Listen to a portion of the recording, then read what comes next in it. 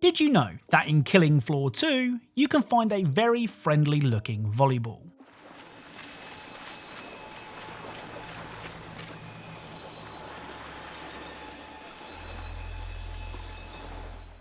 So this volleyball is a reference to Wilson from the Tom Hanks movie Castaway. The face on the ball in Killing Floor 2 is actually Alan Wilson, the vice president and co-founder of Killing Floor 2 developers Tripwire Interactive.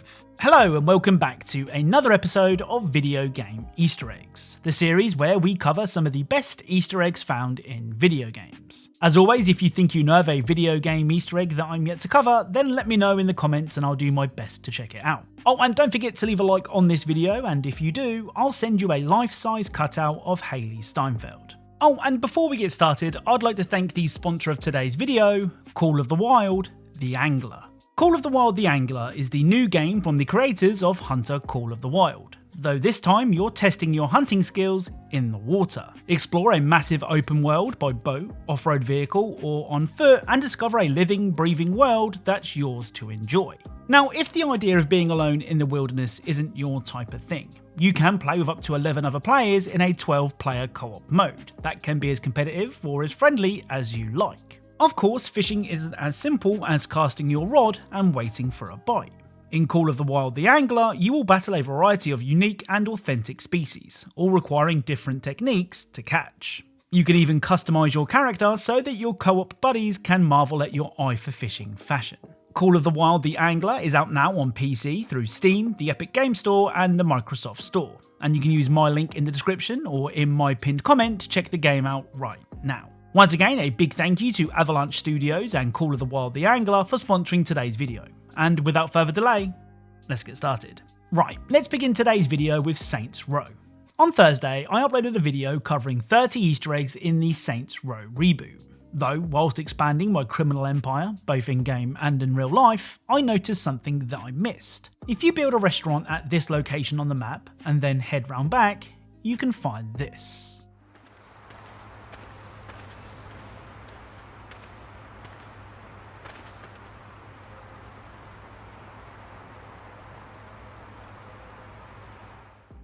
Now, the immediate thought that popped into my head when I saw this was Pennywise, especially as we'd already found a reference to the killer clown in a sewer. I did try shooting at the eyes, but nothing happened. The graffiti nearby is pretty ominous too, seeming to indicate that whatever is behind the drain isn't friendly.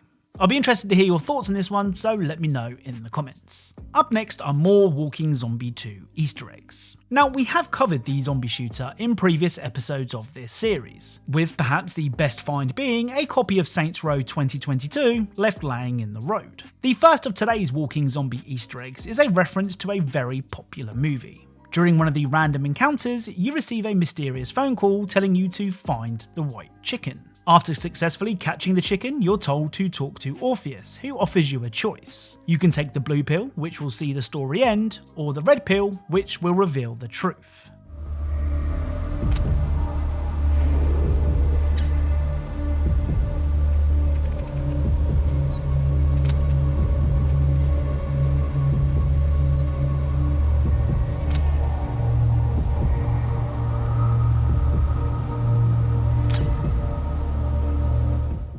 This whole encounter is of course a reference to The Matrix. At the beginning of the movie, Neo is told to follow the white rabbit before he meets up with Morpheus, who offers the choice between a red and blue pill. The other random encounter I've come across is this.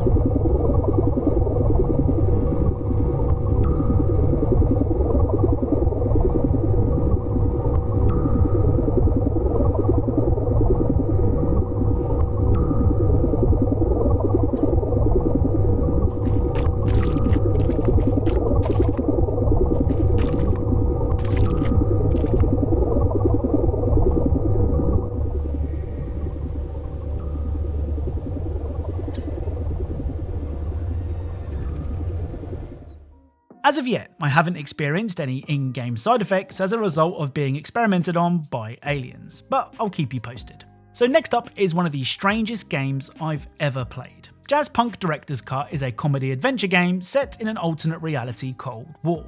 Instead of trying to explain how strange Jazzpunk is, I thought I'd share just a few of the more weirder moments from the game's first level. These include almost killing a man by blowing a bubble with chewing gum.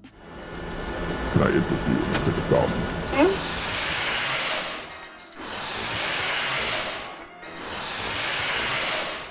My eyes.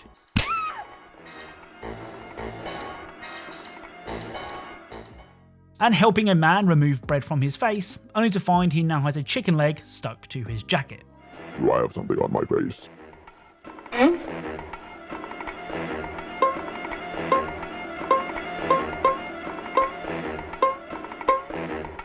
Okay, I love you, bye-bye.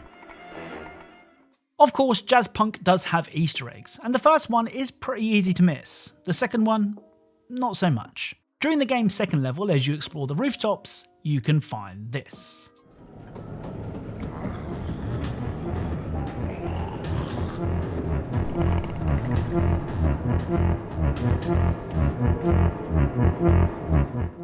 So this near invisible figure is a reference to the Predator from the 1987 movie Predator. The second Easter egg can be found just round the corner, and is arguably scarier than the Predator. I challenge you, Polyblank, to the ultimate wrestling match. Ooh, yeah. You think you got what it takes to take on me? Ooh, Psycho Johnny Mania.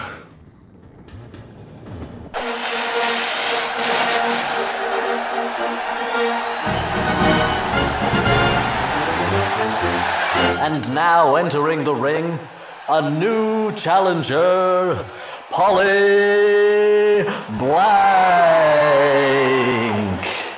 And in this corner, 10-time heavyweight world champion, Psycho Maniac. What do you intend to do to Polly Blank? Come here, my 10-inch guns got your name on them. Ooh, I am Johnny Psycho 10-inch gun mania.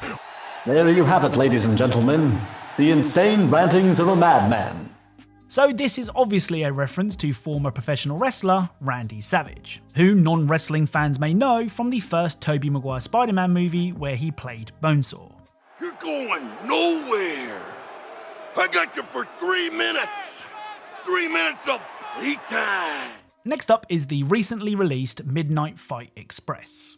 Midnight Fight Express sees you embark on a one-man mission to clean up a corrupt city. To do this, you must beat the snot out of anyone who stands in your path, all whilst upgrading your abilities and customizing your appearance. If I was to compare Midnight Fight Express to another game, it would be either Hotline Miami or Sifu, with both of those games being difficult but very, very rewarding. Now, when it comes to Easter eggs, this game has referenced perhaps two of the most loved video games ever made. First up, during level 15, you have to battle your way through a gang war. One of the gangs is dressed in purple, the other in green.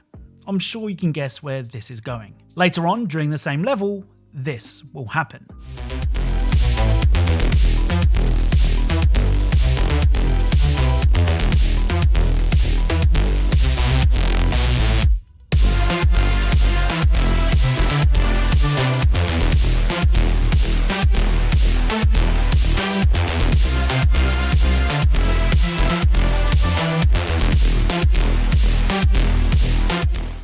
So a gang member called Large Soda betrays the Green Gang and joins forces with the Purple Gang, citing the Green Gang's lack of respect. This is of course a reference to the Ballers vs Grove Street conflict from Grand Theft Auto San Andreas. In the game, Big Smoke betrays Grove Street and joins the Ballers, just like Large Soda does in Midnight Fight Express. The other game to be referenced needs no explanation.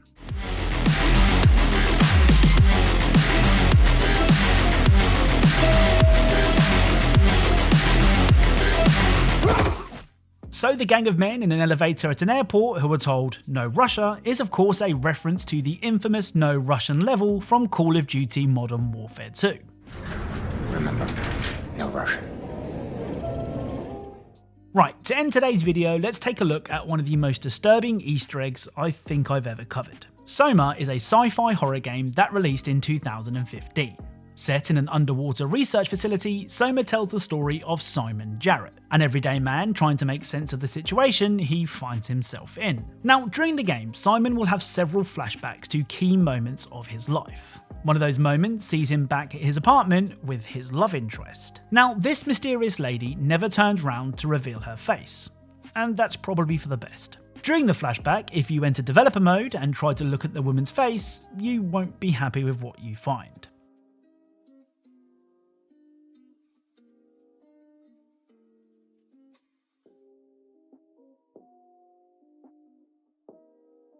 Yeah, it's a face full of maggots. Now obviously you're never meant to see her face, but the fact that the devs added in this creepy discovery for those curious enough to look is still pretty cool. So that's it. If you enjoyed this video, then leaving a like is really appreciated. If you are a fan of Easter eggs and secrets in video games, then perhaps consider subscribing, as that's what this channel is all about. As always, thank you all for watching, and I'll speak to you all soon.